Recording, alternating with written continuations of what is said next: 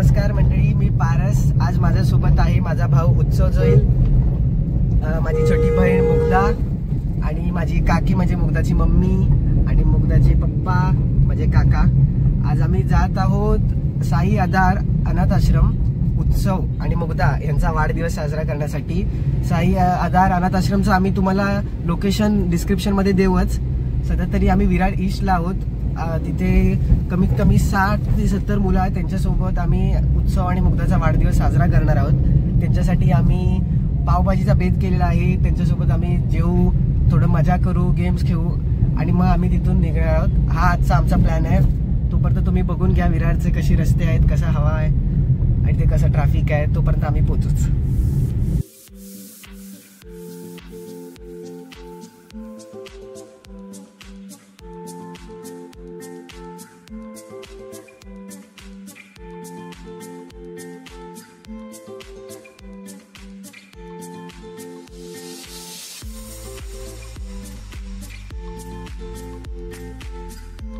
हे बघा, हा ट्रॅक आहे.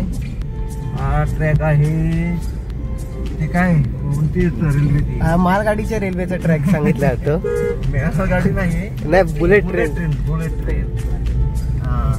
हा बोगदा आणि ते खूप त्रास होतोय. काम चालू आहे त्यांचं.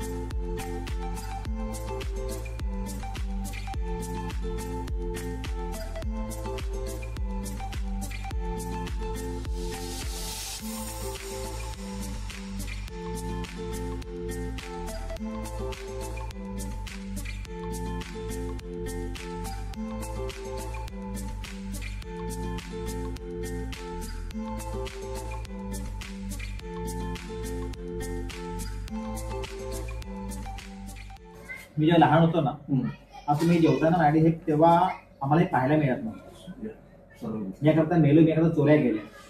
आम्ही माझं शिक्षण वसई गावामध्ये झालं. वसई गावामध्ये जर तुला माहिती असेल, तुला माहिती असणार, चिमाची आपण ग्राउंड आहे त्यासमोर तेव्हा ती खाऊ गल्ली होती.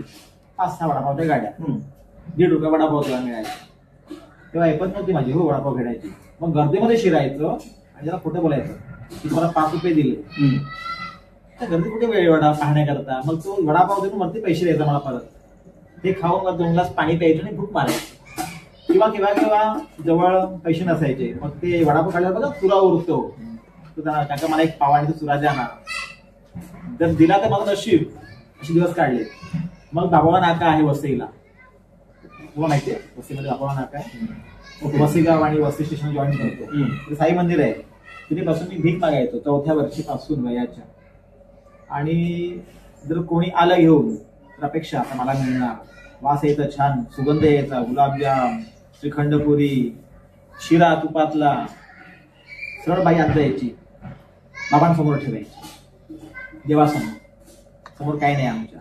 आणि जर मिळालं तर कालची चपाती भाजी, ती पण चांगली आहे वाईट ते आमच्या नशिबावरती. दुपारच्या वेळी सगळं सामसून झालं की प्रयत्न करत चोरण्याचा होतो. आपल्याला काठी घालायची मोठी, एक भांड काठीला बांधून काढायचा प्रयत्न करायचा. जे मिळेल ते आमचं. तसं खाऊन दिवस काढले. मी तेव्हा ठरवलं होतं की जर मोठं झालो, माझं आयुष्य बदललं तर मी हे काम करणार. जे मार्गे भीक मागतात, चोऱ्या करताना आधार देणार, त्यांचं सर्वांचं मिळून घर बांधणार. आणि पुढे मी मानसशास्त्रामध्ये पदवी घेतली. मी गोल्ड मेडल मिळवलं. तेव्हा आप्पांनी, माझ्या शाळेने, माझ्या कॉलेजने अनेक लोकांना सपोर्ट केला. आणि मग मला एक फंड जमा झाला माझ्याकडे. त्यात मी पुढे आप्पांचं शिर्डीमध्ये हॉटेल आहे, साई पालखी निवास, त्यात मला त्यांनी जॉब दिला आणि पार्टनरशिप पण दिली.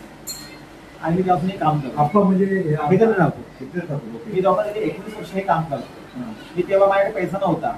दुपारी मी शाळेत जायचो आणि जी मुलं असं पाणी पितात कळायचं तहानमुळे पाणी पितोय, भुकेने पाणी पितोय, म्हणजे घटघट पाणी त्यांना मला तिकडे आले.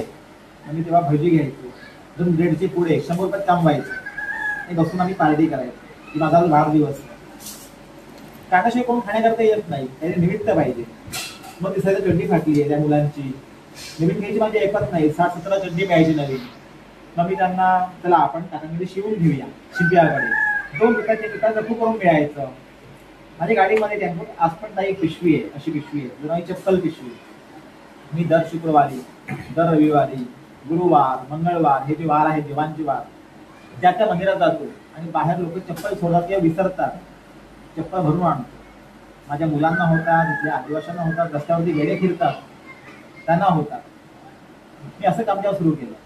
आणि मग 1 मुलगा, 2 मुलगा, 4, 5, 6, 7, आई नाही, बाप नाही, नातेवाईक पाहत नाही, रस्त्यावरती पाहायला मिळतात, नातेवाईक सोडून देतात, सावत्र बाप येतो, सावत्र आई येते, त्रास होतो मुलाला, अशी मुलं बाहेर येतात.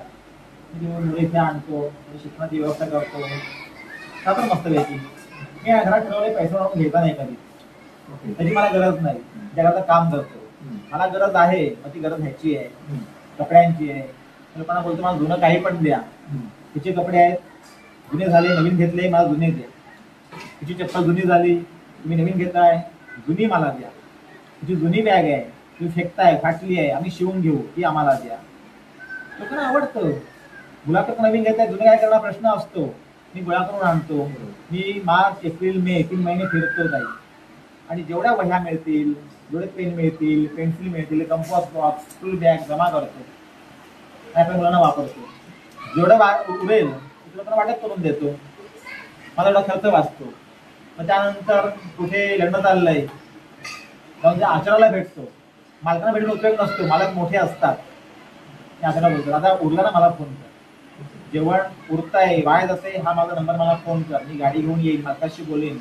ते मला फोन करतात की भाऊ या, पब्लिक कमी आली, जेवणामध्ये ही चूक झाली, मी ते इथे आणतो, वीजपट्टी काम करताना नेऊन देतो. कुठे मळत असतं, लोक जेवण नाही तशा ठिकाणी, ते मला फोन करतात आता उरतंय या. तिथे जेवढे हॉटेल आहेत ना, म्हणजे किचनच्या दरवाजा माझा नंबर लिहिलेला आहे. मी 10 माणसाच्या वरती उरलं तर मला फोन करा, मी येईन घेण्याकरता. मग ते आणतो, स्वतः पहिलं खातो, कारण जुनं आहे, दुपारचं आहे, कसं आहे ती अवस्था, आणि मग ते मुलांना देतो. असं करून गेली 19 वर्ष मी काम करतोय. अनेक पुरस्कार मिळाले मला, अनेक पुरस्कार. पण त्याचा उपयोग ती माई यायची जेव्हा बोलायची, माई तुमच्या आता येऊन गेली इकडे, सिंधू माई, हा तिला दाखवा माई हा बघ हा पुरस्कार मिळाला ह्या वर्षी. मला बोलते काय करतो कमवण्याकरता तू, उपयोग होतो काही नाही, उपयोग होत नाही. पण दादा एक आहे की माझी मुलं छान राहतात, त्यांना एक घर मिळालं. बाकी आश्रममध्ये आणि ह्या आश्रममध्ये हाच फरक आहे की आश्रम नाही, पोट कुठे काही भरतं. रस्त्यावरती दिमाग पोट भरतं माणसाचं. त्यांना ह्या वयामध्ये घर पाहिजे, हक्काची माणसं पाहिजे. जेव्हा मामा परका होतो, मावशी परकी होते, काका परका होतो, ह्यांचा पुढचा विश्वास माणसावर होता. म्हणजे ते आपले जवळ पटकन येत नाहीत. हा काका कशासाठी आलाय, काका माझा होता, तो परका झाला, हा काका कोण आहे, प्रश्न पडतो. म्हणून मी घर तयार केलं की ज्यांना जे सर्व मिळेल. असं नाही की आमचं नेहमीच भागतं असं किंवा किंवा असं असं होत असतं, पण चालतं. कुठे गोष्ट मिळते दादा, खूप समाधान. पाप पुण्य नंतरच्या गोष्टी आहेत, समाधान एवढं मिळतं ना, खूप बरं वाटतं. मी जेव्हा येतो, ही चिमणी तरी लहान आहे, माझ्या मुली मुलांना करून गेल्यात, मला नातवंड आहेत, मला जावई आहेत. आज माझं वय आहे 41 रनिंग. मला ह्या वयामध्ये 7 दान केलं, कन्यादान, त्याचं पुण्य मिळालंय. ते माझे नातवंड येतात, मला आबा आजोबा म्हणतात. त्यामुळे मला या घराने खूप काही दिलं. आता आपण जे बसलोय ते तेव्हा असं घर नव्हतं.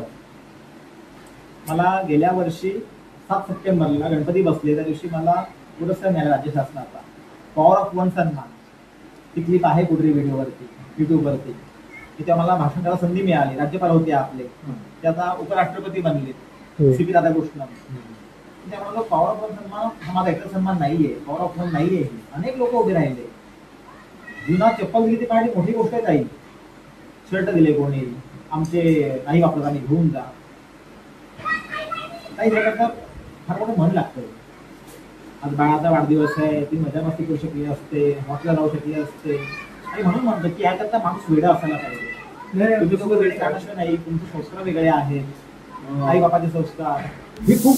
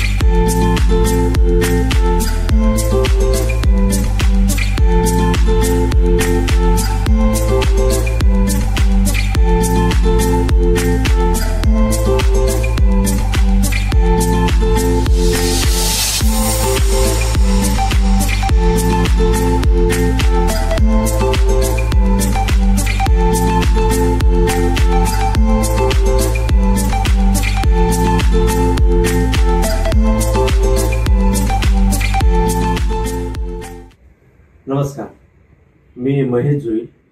काल मी माझी मुलगी मुग्धा जोईल आणि माझा पत्नी उत्सव जोईल यांचा वाढदिवस साजरा करण्यासाठी मी साई आधार आश्रमामध्ये गेलो होतो. आणि ही संधी मला देणारे आणि त्या आश्रमाचे सर्वेसर्वा देव माणूस म्हणावं लागेल श्री विशाल परुळेकर साहेब यांना खूप खूप धन्यवाद देतो. एक दिवस मला त्या अनाथ मुलांची सेवा करायची संधी दिली. खूप खूप धन्यवाद. मित्रांनो, ही मी छोटीशी व्हिडिओ बनवतोय आणि या व्हिडिओमध्ये परुळेकर साहेबांचे छोटीशी व्हिडिओ पण मी अपलोड केले किंवा जॉईन केले, ते तुम्ही ऐकलाच असाल. मित्रांनो, मी तुम्हाला एक विनंती करेन की ही व्हिडिओ लाखो लोकांपर्यंत पोहोचू दे. कारण अशी छोटे छोटे जे सामाजिक कार्य करणारे लोक आहेत यांची खूप प्रसिद्धी व्हायला पाहिजे, पण ते होत नाही. हे प्रसार माध्यम किंवा कुठल्याही प्लॅटफॉर्म पासून खूप लांब असतात. मला स्वतःला असं वाटतं की एक दिवस का होईना आपल्या मुलांना, आपल्या फॅमिलीला घेऊन अशा ठिकाणी आपण जर गेलो तर एक पुण्याचं काम पण होतं. आणि जे मुलं आई वडिलांपासून खूप दूर राहतात, कोणत्याही कारणाने असू देत, तिथपर्यंत जर आपण गेलो, त्यांना थोडासा आपल्या वाटेतला जो आनंद आपण शेअर केला तर खूप आपल्याला धन्य वाटतं, आनंद मिळतो. मित्रांनो, तुम्हाला याबद्दल काय वाटतं हे कमेंट्स करून तुम्ही कळू शकता. या व्हिडिओला लाईक करा, शेअर करा, सबस्क्राईब करा आणि लाखो लोकांपर्यंत पोहोचवा. नमस्कार, धन्यवाद.